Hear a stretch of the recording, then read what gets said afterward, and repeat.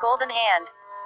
He never paid much attention to the neighbors living on his city block until the day the pretty middle-aged widow moved in 2 doors down from him. She was plump and dark with sparkling eyes, and she always wore dark gloves on her hands, even indoors.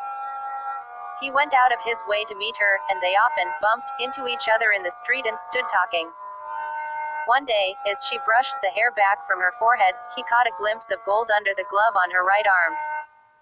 When he asked her about it, she grinned coquettishly and told him that she had lost one hand a few years back and now wore a golden hand in its place.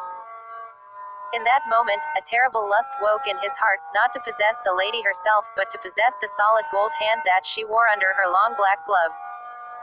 He courted the widow with every stratagem known to him: flowers, trips to the theater, gifts, compliments. And he won her heart. Within a month, they were standing in front of a minister, promising to love one another until death parted them. Within another month, he was a widower and had buried his ailing wife in the local cemetery, without her golden hand. It had been so easy. A slow poison, administered daily to resemble a wasting disease. No one, not his wife, not the family doctor, not their neighbors, suspected murder. And the night after the funeral, he slept with the golden hand under his pillow. It was a dark night. Clouds covered the moon, and the wind was whistling down the chimney and rattling the shutters of the townhouse. He was deeply asleep when the door to his room slammed open with a loud bang and a wild wind whipped around the room, scattering papers and books and clothing and table coverings every which way.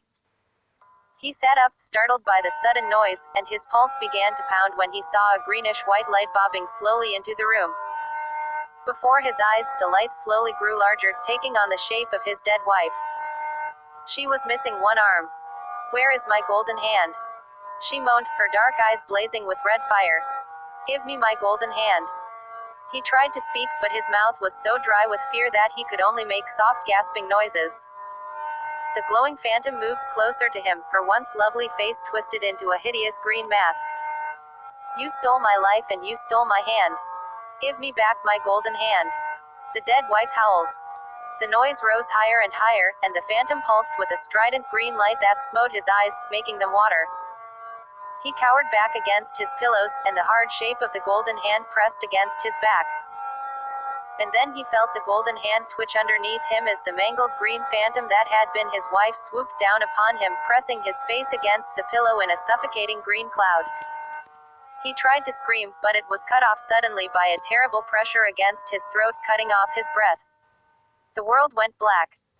The next morning, when the housemaid came into the room with her master's morning cup of tea, she found him lying dead on the floor, with the golden hand clutched around his throat.